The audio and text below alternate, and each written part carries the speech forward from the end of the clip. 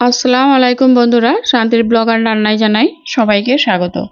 আশা করছি সবাই ভালো আছেন, আমিও ভালো আছি। আপনাদের দোয়া এবং আশীর্বাদে প্রতিদিনের মতো আবারও চলে এলাম আপনাদের মাঝে আর একটা রেসিপি নিয়ে। আজকে আমি করে দেখাবো পাকা আম দিয়ে দারুণ স্বাদের একটা রেসিপি। তো বন্ধুরা, পাকা আম থাকতে থাকতে এভাবে আপনারা রেসিপি করে দেখবেন, দুর্দান্ত খেতে লাগে। তো আমি এখানে নিয়ে নিয়েছি পাকা আম দুটো, অবশ্যই পাকা হতে হবে। এরপর আমি এখানে আমের খোসাটা আলাদা করে আমটাকে এখানে মিক্সিং জারের মধ্যে নিয়ে নিয়েছি। এটা একটা পেস্ট বানিয়ে নিয়েছি দেখুন। এরপর আমি এদিকে একটা কড়াই বসিয়ে দিয়েছি। এর মধ্যে আমি দিয়ে দেব এই কাপ মেপে 1 কাপ পানি। এরপর আমি এখানে দিয়ে দেব ওই কাপ মেপে 1 কাপ আমের পাল্প। এরপর আমি এটাকে ভালো করে একটু মিশিয়ে নিয়ে এটাকে একটু জাল করে নেব। দিয়ে দিলাম 1 চিমটে লবণ। এরপর আমি এটাকে খুব ভালো করে মিশিয়ে নেব, দিয়ে খুব ভালোভাবে এটাকে আমি জাল করে নেব। বন্ধুরা, এভাবে করে কখনো বানিয়ে খেয়েছেন কি না? বানিয়ে খেয়ে থাকলে অবশ্যই এভাবে করে একবার বাড়িতে বানিয়ে খেয়ে দেখবেন, দারুণ খেতে লাগে। এরপর আমি ওর মধ্যে দিয়ে দিলাম ছোট চামচের 2 চামচ চিনি। চিনিটা দেওয়ার পর আমি আবারও একটু ভালো করে ফুটিয়ে নেব, তবে খুব বেশি ঘন করব না। এরপর আমি ওই কাপ মেপে দিয়ে দেব 1 কাপ সুজি। সুজিটা দিয়ে খুব ভালোভাবে নেড়ে চেড়ে এর সঙ্গে মিশিয়ে নেব আর সুজিটা একটা ডো তৈরি করে নেব। তো দেখুন,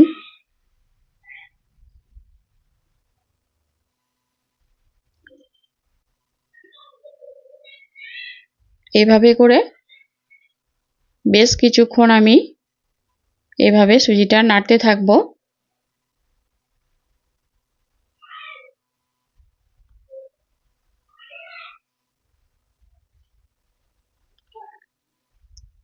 এরপর আমি এখানে দিয়ে দিচ্ছি 1 চামচ ঘি। এই রেসিপিটাতে কোনো তেল ব্যবহার করা হবে না। দেখুন, এখানে আমি কোনো তেল ব্যবহার করব না।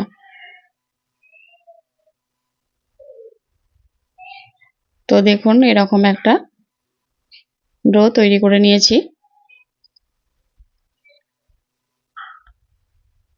এরপর আমি এটাকে প্লেটে উঠিয়ে নেব। তো দেখুন, এটাকে আমি প্লেটে উঠিয়ে নিয়ে এটাকে আমি ঠান্ডা করতে দেব।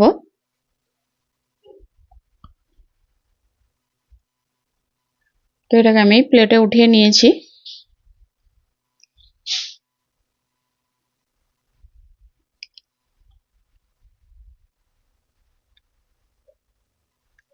তো এটা দেখুন ঠান্ডা হয়ে গেছে। এরপর আমি এটাকে আবার একটু হাত দিয়ে ভালো করে মেখে নেব।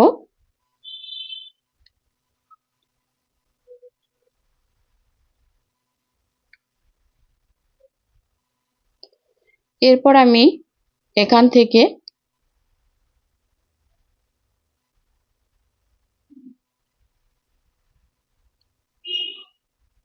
অল্প অল্প মিশ্রণ নিয়ে দেখুন এরকম ছোট ছোট কেটে নিয়েছি।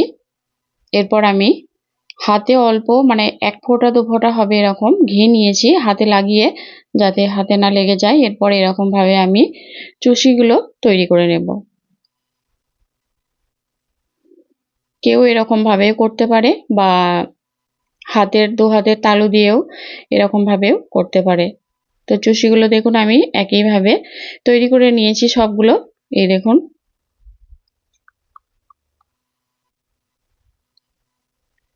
তো সবগুলোকে তৈরি করে নিয়েছি।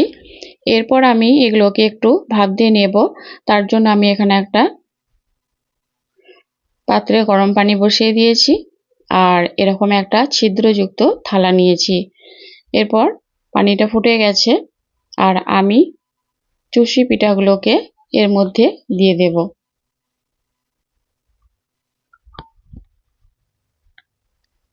এরকম ভাবে দিয়ে একটু পিঠাগুলোকে আমি ভাপ দিয়ে নেব।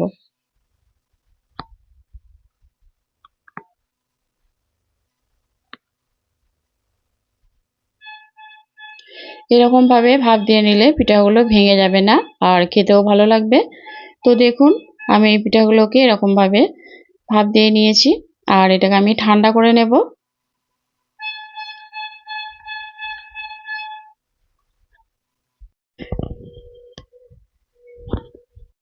এরপর আমি একটা ঢাকনা দিয়ে ঢেকে দিলাম যে পিঠাগুলো কিছুক্ষণ ধরে আমি ঠান্ডা হতে দেব। এরপর দেখুন চুষিগুলো আমার খুব ভালোভাবে ঠান্ডা হয়ে গেছে। দেখুন এগুলো আপনারা শুকনো অবস্থাতেই খেতে পারবেন, খেতেও দুর্দান্ত লাগে। এই দেখুন। এরপর আমি এদিকে নিয়েছি দুধ। আমি এখানে 3 কাপের মতো দুধ নিয়েছি আর দুধটাকে আমি আগে থেকে জাল করে রেখেছিলাম। এরপর আমি এখানে দুধটা আরেকবার ঘন করে নেব, একটু জাল করে নেব। এখানে আমি দিয়ে দিলাম দুটো ছোট এলাচ, মুখটাকে ফাটিয়ে নিয়ে দিয়ে দিয়েছি।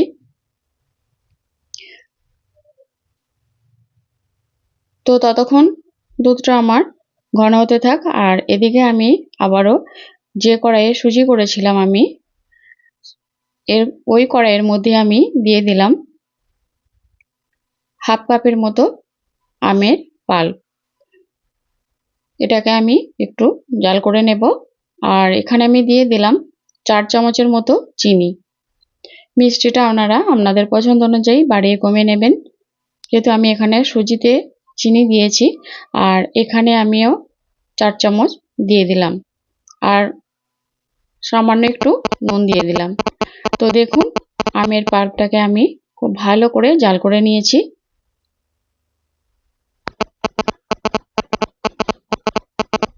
আলাদা আলাদা করে আমি জাল করে নিয়েছি।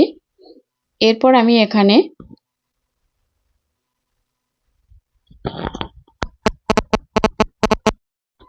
তো গ্যাসের আঁচটাকে বন্ধ করে দিয়ে আমি দুধটা দিয়ে দিলাম আমের পাল্পের মধ্যে, দিয়ে আমি চুষিগুলো দিয়ে দিয়েছি।